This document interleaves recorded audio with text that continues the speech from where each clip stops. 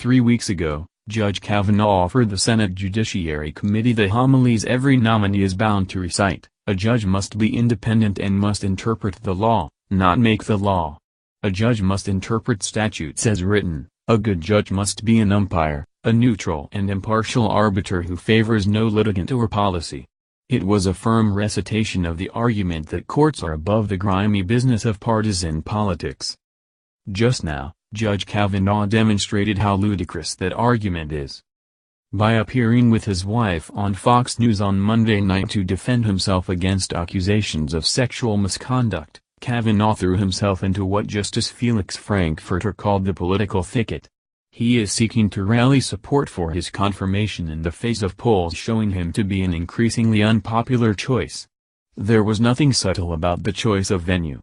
Fox News is not only President Donald Trump's loyal echo chamber during early morning and prime time, but it is also the network whose founder and most popular on-air personality were both fired for repeated acts of sexual misconduct. And it is the network whose former co-president, Bill Shine, now directs communication for the White House. The striking aspect of this strategy is that it makes no pretense about keeping Kavanaugh outside the boundaries of blatantly partisan political tactics. Appearing on TV to rebut damaging charges is what candidates for office do. It's what Richard Nixon did in 1952, with wife, Pat, sitting nearby, to defend himself against charges of financial chicanery and to speak warmly about the family dog, Checkers. It's what Bill and Hillary Clinton did in 1992 to answer accusations of infidelity. A potential Supreme Court nominee. He or she has another venue, one that Clarence Thomas used to great effect in 1991, the Senate Judiciary Committee, the same forum Judge Kavanaugh will visit on Thursday.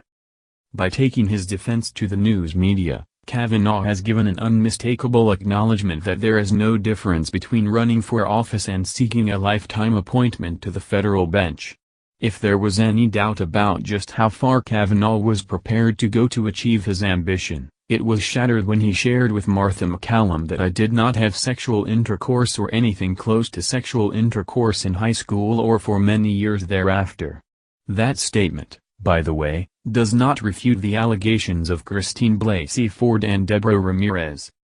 The only example I can find of a Supreme Court justice, or nominee, defending himself or herself on the airwaves came in 1937, when Justice Hugo Black gave a nationally broadcast radio speech after a newspaper article exposed his membership in the Ku Klux Klan.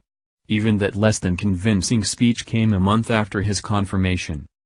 Kavanaugh's denials on Fox were emphatic and repeated, often word for word. I never sexually assaulted anyone, not in high school, not ever. I was never at any such party. So was his determination, I'm not going anywhere. Maybe, he suggested, Ford had been assaulted by someone. But it was not him. Notably, Kavanaugh did not fully push back on the idea, fueled by the recollections of his schoolmate Mark Judge, that he had been part of a hard-drinking crew at Georgetown Prep, which raised at least the possibility that he did not remember his conduct. Yes, there might have been some excessive drinking, but I never blacked out, he said, and as for sexual assault, I've always treated women with dignity. And don't forget all those women clerks I hired and the girls' basketball team I coach. Perhaps we should not be surprised that Kavanaugh stepped so boldly into the political sphere. The morphing, or descent, of Supreme Court justices from Olympian detachment into politicians has been with us for a very long time. As David Lenhart of the New York Times put it, in almost every major decision last term, and many others over the past decade, the justices divided neatly along partisan lines. The 5 justices chosen by a Republican president voted one way, and the 4 chosen by a Democrat voted the other. If the justices are umpires, it sure is strange that Republican and Democratic umpires use vastly different strike zones. The days when Republican presidents sometimes nominated judicial liberals and Democratic presidents chose judicial conservative are long gone. More and more, with White House political operatives shaping their words, Supreme Court nominees offer themselves to senators, and the public, by sharing life stories that make them sound like candidates appealing to voters, rather than judges explaining their jurisprudence. Clarence Thomas used what the White House dubbed the pinpoint strategy, after his hometown in Georgia, evoking his roots as a sign of his empathy.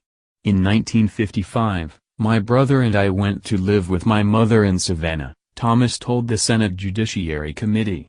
We lived in one room in a tenement. We shared a kitchen with other tenants and we had a common bathroom in the backyard which was unworkable and unusable. It was hard, but it was all we had and all there was. Our mother only earned $20 every 2 weeks as a maid, not enough to take care of us. So she arranged for us to live with our grandparents later, in 1955. Imagine, if you will, 2 little boys with all their belongings in 2 grocery bags. Future justices followed suit. Ruth Bader Ginsburg told the committee, "Neither of my parents had the means to attend college, but both taught me to love learning, to care about people, and to work hard for whatever I wanted or believed in."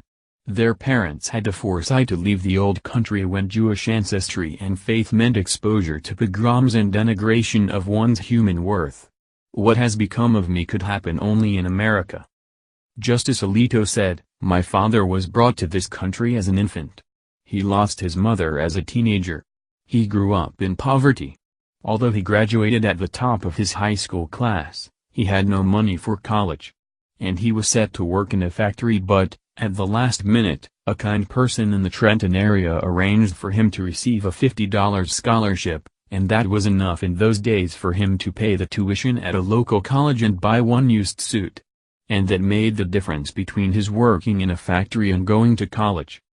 Sonia Sotomayor, "My parents left Puerto Rico during World War II. I grew up in modest circumstances in a Bronx housing project. My father, a factory worker with a third-grade education, passed away when I was 9 years old. On her own, my mother raised my brother and me.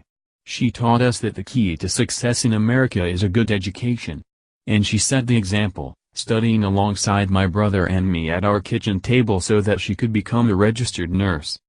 Brett Kavanaugh has no such background to offer. His father was a well-connected Washington lobbyist, so he has stressed the public service credentials of himself and his mother. "I vividly remember days as a young boy sitting in the back of my mom's classroom as she taught American history to a class of African American teenagers," he told the committee, adding, "By her example, my mom taught me the importance of equality for all Americans, equal rights, equal dignity, and equal justice under law. I have spent my career in public service. I have tutored at Washington Jesuit Academy, a rigorous tuition-free school for boys from low-income families. At Catholic Charities at 10th and G, I serve meals to the homeless with my friend Father John Ensler. In those works, I keep in mind the message of Matthew 25, and try to serve the least fortunate among us." All this makes you wonder how Oliver Wendell Holmes Jr., the son of a New England aristocrat, would ever have made it onto the bench.